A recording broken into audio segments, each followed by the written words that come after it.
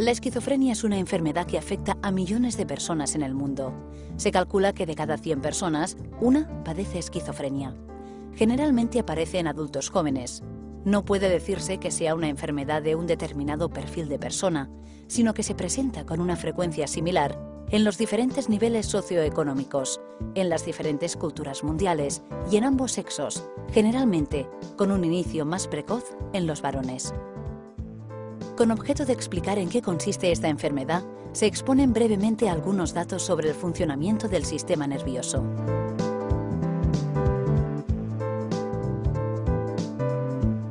El sistema nervioso está constituido principalmente por redes de un tipo de células especializadas, las neuronas.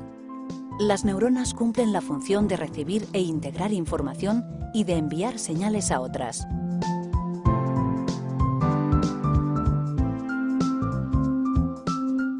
Esto sucede por medio de unos circuitos de información complejos que permiten que las neuronas se comuniquen entre sí mediante impulsos eléctricos, a través de unas sustancias llamadas neurotransmisores.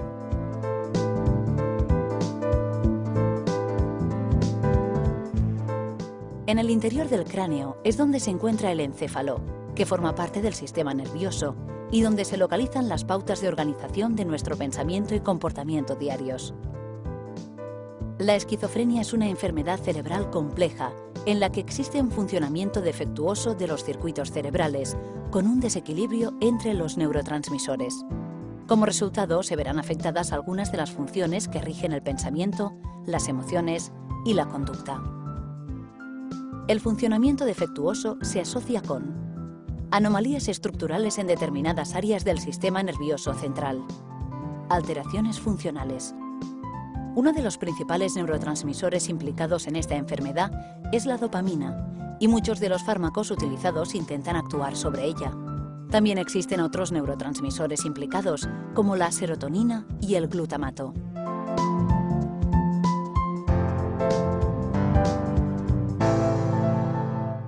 Hasta hace poco tiempo la sociedad ocultaba a sus enfermos mentales tras la tapia del manicomio. La sociedad consideraba que la esquizofrenia, aun siendo una enfermedad muy frecuente, era tremendamente devastadora e incurable y ante la que poco podía hacerse. Esta situación hoy en día está cambiando, disponemos de muchos más recursos para afrontar la enfermedad y aunque sus bases no son bien conocidas, sabemos ya bastante respecto a sus orígenes y cómo tratarla. En la actualidad existen importantes líneas de investigación y los estudios están demostrando que gracias al tratamiento, el curso de la enfermedad es menos grave de lo que se consideraba anteriormente. El desarrollo de nuevos fármacos, con mejores perfiles de acción y menos efectos secundarios, ayuda a conseguir un mayor cumplimiento y eficacia del tratamiento. Estos proyectos de investigación en curso permitirán un conocimiento más preciso de la enfermedad y de su tratamiento. Con todo ello, pues, estamos obteniendo una visión más real, a la vez que optimista y desmitificada, de una enfermedad de relevancia destacada, pero con la que es posible convivir logrando una calidad de vida aceptable. La estigmatización de las enfermedades mentales es muy importante y en la esquizofrenia en particular persiste. Esto hace que existan muchas ideas erróneas y creencias falsas respecto a la enfermedad.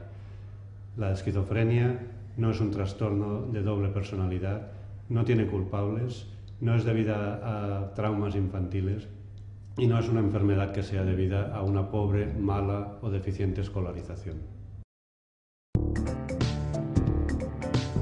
La esquizofrenia es el resultado de la interacción de numerosos factores.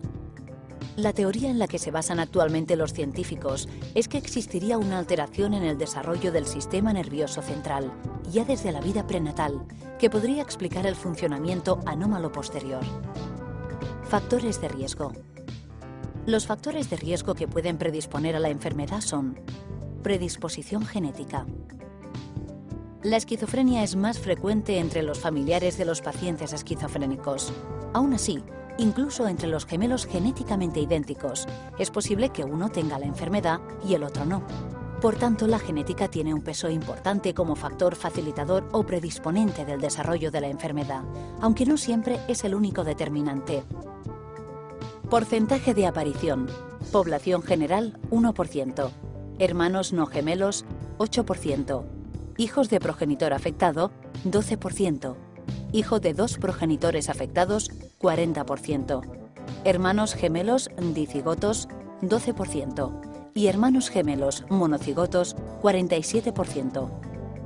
Diversas alteraciones durante el desarrollo nervioso del feto, por ejemplo, infecciones prenatales, problemas durante el nacimiento o en el posparto, podrían estar asociados a un aumento del riesgo de sufrir la enfermedad. Otros factores pueden actuar como moduladores sobre el curso de la enfermedad y precipitar su desencadenamiento o una recaída, como por ejemplo, estresantes ambientales. Acontecimientos vitales en torno a una persona predispuesta pueden condicionar el inicio de la enfermedad o posteriores recaídas. Incumplimiento de la medicación. Muchas de las recaídas se deben a que existe un abandono de la medicación. Algunos de los factores que favorecen este incumplimiento son el cansancio ante la necesidad de un tratamiento prolongado, la aparición de efectos secundarios, el estigma de estos medicamentos o la no aceptación de la enfermedad. Consumo de sustancias tóxicas. El alcohol, el cannabis, los derivados anfetamínicos, por ejemplo el éxtasis, y la cocaína, entre otros, favorecen una peor evolución, con un mayor número de recaídas. Cuando una enfermedad afecta al sistema nervioso central, se manifiesta provocando alteraciones en el comportamiento. Comportamiento que puede parecer inhabitual, raro o maligno. En realidad, cuando una enfermedad afecta al sistema nervioso central, va a provocar alteraciones en el pensamiento, en la afectividad, en la conducta y en la percepción de aquella persona. Existe una gran variedad de manifestaciones clínicas, lo que en ocasiones puede hacernos pensar que diagnosticamos con el mismo nombre a pacientes que se parecen poco entre sí. Hasta el momento, existen diferentes subtipos de esquizofrenia descritos, según predominen unos síntomas y signos más que otros, y según se manifiesten en cada caso: paranoide, hebefrénica, simple, catatónica, etc. Los síntomas se clasifican en dos apartados: síntomas positivos y síntomas negativos. Los síntomas positivos son aquellos que no están presentes en general en la población y que corresponden a una distorsión de la realidad.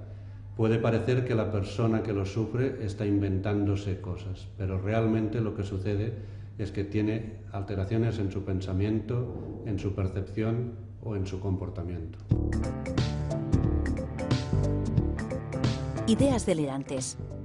Son aquellas creencias personales que tiene el paciente, quien cree, con total convencimiento de la realidad, que están sucediendo cuando no es así. Según la temática de lo que explique, podemos tener diferentes ejemplos de ideación delirante. Creer que lo persiguen, que es una persona escogida por Dios, que todo el mundo lo observa. Alucinaciones. Son aquellas percepciones sensoriales que el enfermo tiene sin que exista un estímulo. Las más frecuentes son las alucinaciones auditivas, oír voces cuando nadie está hablando, aunque también pueden ser visuales, gustativas. Desorganización del pensamiento. Consiste en la incapacidad de organizar un pensamiento coherente, de forma que en muchas ocasiones el lenguaje resultará inconexo y carente de sentido. Alteraciones de la conducta. Pueden aparecer conductas extravagantes y erráticas sin ninguna finalidad clara. María, ¿recuerdas que cuando estabas enferma tenías una serie de síntomas que te lo hicieron pasar muy mal y que tuviste que estar hospitalizada y que tuviste que hacer un tratamiento? Con aquello te recuperaste, ahora haces una vida normal, ¿no? ¿Nos puedes explicar un poquito qué recuerdas de la enfermedad y de los medicamentos? Pues los síntomas que tuve cuando tuve la crisis esta del brote esquizoide fue una crisis de alucinaciones, ¿no? Veía cosas muy raras, como, creía que los extraterrestres me iban a coger, o bueno, tenía alucinaciones en ese aspecto esotéricos, ¿no? Pensaba que mi familia y las personas me querían hacer daño, y la verdad es que fue un periodo de mucho miedo. Y nada, ahora mismo tengo recuerdos muy lejanos, o sea, como una fase de mi vida medio borrada, no lo tengo muy presente. Y nada, luego me pusieron en tratamiento un doctor, yo no reaccioné bien, no se encauzó bien y enseguida me puso en tratamiento y poco a poco me fui recuperando. Al principio, claro, me pusieron dosis bastante altas para controlarme, pero ahora estoy con unas dosis bajitas, para prevenir y no recaer, porque tuve una recaída después de la crisis más fuerte, ¿no? Y bueno, ahora hago una vida totalmente normal, estudio, trabajo y bueno, me siento bien y satisfecha. Son síntomas negativos, la presencia de unos síntomas que se caracterizan porque unas conductas que normalmente están en la población, en los pacientes no se encuentran. Son síntomas negativos la falta de afectividad, la bulia, la apatía, el retraimiento social, la pérdida de intereses y una desorganización general del sujeto. Apatoabulia. Pérdida de la iniciativa para desarrollar propósitos y finalizarlos. Anedonia. Pérdida de la capacidad de disfrutar con las cosas que habitualmente le gustaban hacer. Aislamiento social. Disminución del interés por las relaciones sociales, con tendencia a las actividades solitarias. Afectividad aplanada. Reducción de la intensidad de la expresión y de la respuesta emocional. Se manifiesta por expresión facial inmutable. Disminución de los movimientos espontáneos. Pobreza en la gesticulación. Poco contacto visual. Disminución del tono de la voz y de la cantidad de palabras cuando habla. Otros. Lentitud o bloqueo en la conversación, dificultades para establecer relaciones con otras personas, etc.